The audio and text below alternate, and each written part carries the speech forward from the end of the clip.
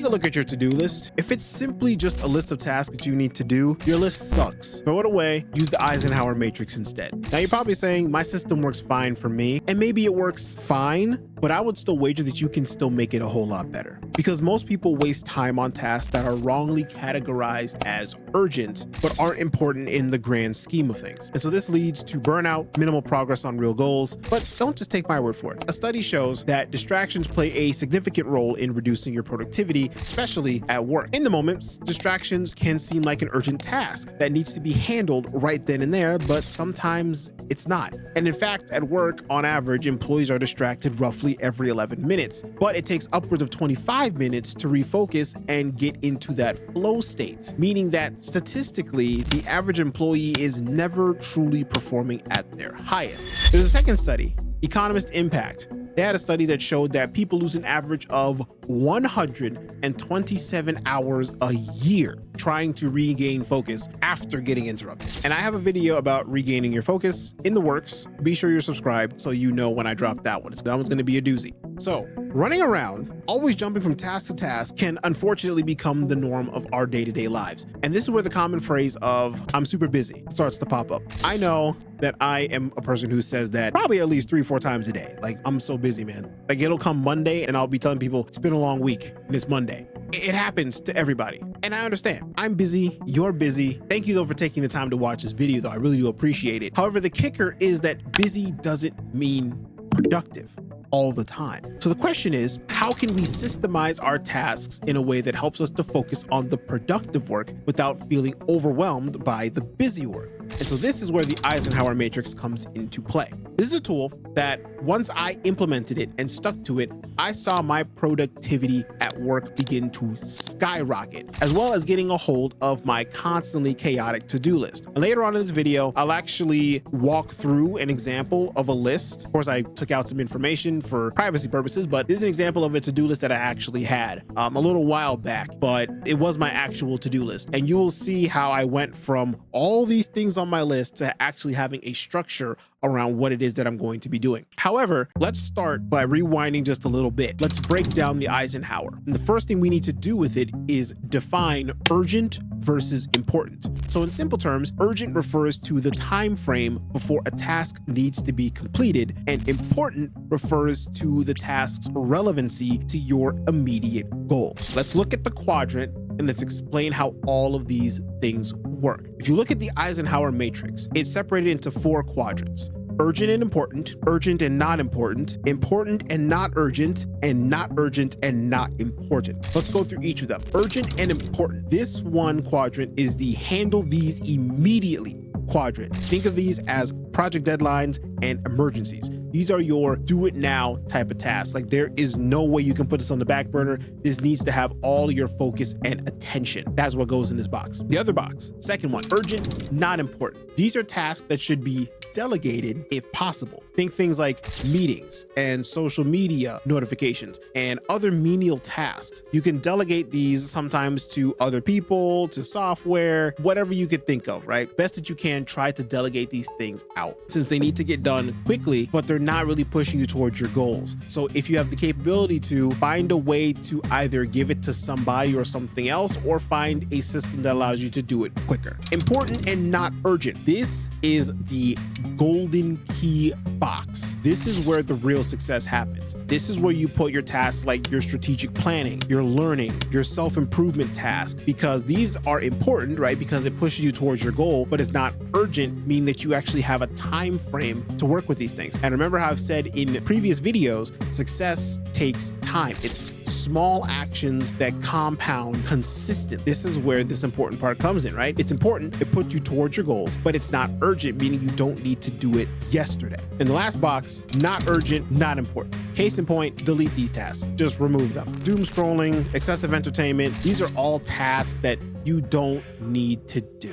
And really, they're nothing but just filler tasks. A lot of times what I like to do is, if there's a task that's on my to-do list and it's been on there for more than 2 weeks, typically, and I know I just keep saying I'll get to it one day, I'll get to it one day, I'll get to it one day, I just take it off. If it comes up again when it needs to be important, then I'll recategorize. But otherwise, I just remove them. That way I can free up that mental bandwidth and also physical bandwidth or digital, however you do your to-do list. So that way it's not cluttering up what limited space you have in your head. Let's go through the list of tasks. Let's walk you through an example. List of tasks that I had to do recently. It's a combination of personal tasks and work tasks that are appropriate to share here on YouTube in terms of general information. So what I had to do, right? I wrote my list out. It was buy groceries, respond to an email about the status update for project A, get a status update on project B for tomorrow's meeting. I had to change my car's oil. I had to respond to my friends' memes and IG reels. I had to go to the gym. I had to catch up on a Netflix show. I had to start working on a report at work that was due the next week. Lots of stuff to do, all of differing priorities. Now let's apply the Eisenhower to each and every single one in order.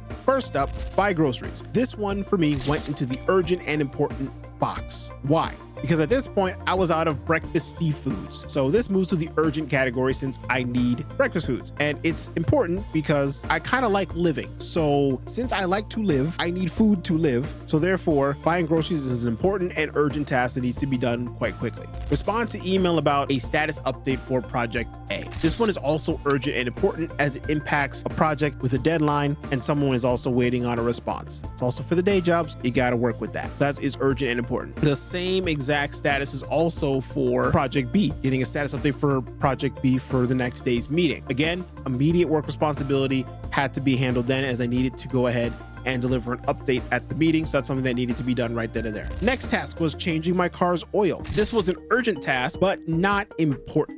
Here's why. I love my car. Put it on record. I love my car. And while car maintenance is necessary, remember what I said about this box? This is something that can be delegated. So scheduling it at a convenient time reduces the necessary urgency. Plus, even though I was due for an oil change, going an extra 1,000 miles over is not going to cause my car to spontaneously combust. Now, I know some fellow gearheads are like, how could you go over 1,000 miles over your oil change? It's okay. It is okay. The car did not spontaneously combust. I outsourced it to the mechanic because I just didn't have time to do it myself, and it got done. Next task was respond to my friends' memes and IG reels. Now, some of my friends watch my videos, so you guys are probably going to be a little hurt at this, but it's the truth. This task goes into the not urgent, not important. I know. I'm sorry that you guys had to hear that, and I love you guys. But the memes you send me are hilarious. But in the grand scheme of things, while they're fun and it's a great stress relief, it's not productive or necessary. So this is a task that can be postponed or minimized. In this case, I'm not going to delete the task because I still want to, have a relationship with these people, but not at the expense of the other tasks that I need to do. Next task that was up, go to the gym. This one's not urgent, but it is very important because one of my goals is health and fitness, right? 4 foundational pillars: faith, fellowship, fitness, and finance. So obviously that is an important goal for me. Not urgent, like it needs to happen right now, but it is important. And since health and fitness are crucial, it can be scheduled in my calendar for later in that day. So for example, I'm not going to go to the gym right now at the expense of preparing for tomorrow's meeting. So hopefully you're starting to pick up on how the categorization is working. Catch up on Netflix. You can probably guess where this one goes. Not urgent, not important. Now, I love my shows as much as the next person, and it's fantastic for relaxation. Don't get me wrong. I love to relax with some Netflix every now and again too, but it doesn't advance any of my major goals. So I treat it as a reward after the urgent and important tasks are done. This can also lead into the topic of delayed gratification, but that's a whole nother video. Next task, start working on a report that's due next week. This one falls into the not urgent and important category. It's important for work, but since the deadline isn't immediate, I can schedule time throughout the week so I can work on it gradually. Hopefully you're starting to pick up now on how this is starting to work. So let's go to the next one. Declutter the house. Where do you think this one's gonna go? It's gonna go into not urgent and important, as decluttering helps you to improve mental clarity and as well as the environment helping you to have that mental clarity. But again, this can be done later. It can be scheduled in the calendar as something that can be done later. Start reading my next self-development book. Again, this goes into the golden key section. It's not urgent, but it is important as it contributes to my personal growth. Reschedule doctor's appointment. Again, not urgent, but it is important because it's necessary for health to see the doctor, but it's not urgent unless there's an immediate health concern, which in this case, it was just your annual checkup. Doing laundry, urgent, but not important. Yes, I know, because like most people, I have quite a bit of clothes. So yes, while the pile will start to get pretty high and it will take longer to get them done, it's not the end of the world if I miss a day or two or have to reschedule it for later in the week. And lastly, respond to sponsorship requests for the brand. This is urgent, but not important. Now hear me out as to why this is not important and why I categorize it as such. Timely communication is always a positive, right? That's the urgent part. But the not important comes in with, again, the definition. Is this advancing the current goal of the show? Sponsorships right now are not a main focus of the brand. And so it's not business critical for me to respond at the expense of something else more business critical, like communicating with my employees. That is much more critical to the forwarding of the business than responding to a sponsorship request. That's why you see sometimes some CEOs, they'll have their assistant answer those things for them, or they'll have an entire team of people that take care of the sponsorship request, because it's not the most important business critical moving thing forward. Yes, it's a great addition, but in terms of the business goal, probably not. So when applied correctly, as you can see, this Eisenhower Matrix is fantastic at helping you to prioritize your goals from a huge list to actually helping you to narrow down what it is that you actually need to focus on. And from there, you can use other things that I've alluded to, such as delayed gratification and eat the frog and Pomodoro and much more. But again, those are for another video. However, there's still a problem with the Eisenhower Matrix. It's a great system, but it's not perfect. And I kind of already alluded to what the problem was, and that is that this is only one part of the equation. What do I mean by this? Well, while understanding how to prioritize tasks is incredibly important, how do you know if the tasks are even aligned with your goal? Do you even have clarity on your goal? And if you do, as I mentioned before, because of the ever-present distractions, they rob us of our focus. That means even if we have a bulletproof Eisenhower, at the end of the day, what is stopping us from just grabbing our phones and just doom scrolling, or looking at the Eisenhower Matrix and just simply not doing it? The answer is that while you have a system for one part of the equation, you don't have a system for the full equation.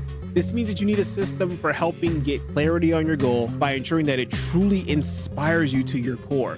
A system that assists in establishing a path to get to that goal that you set, and a system to provide some accountability on that journey. Essentially, you need a system that has the holistic picture. And the most important part is that the system needs to be simple and it needs to be repeatable, because if it's difficult and it's a one-time use, no one's gonna use it. It also needs to not require a ton of extra work, right? Hence the simplicity, because as I said before, we're all busy. However, we need a system that is going to make us not busy necessarily, but productive. And this is where my Strategizer 360 framework comes in. It's designed to take the priorities and connect them to your bigger, clearer mission, ensuring that you're making positive, sustainable forward momentum. So if you want to finally get control of your time, learn how to execute on the right things. Eisenhower is one of the things that we talk about, and we go into detail there as well. But if you finally want to get control of your time and execute on all these things while seeing how the Eisenhower fits into all this, I actually created a completely free training on the Strategizer 360 framework, where I break down the entire system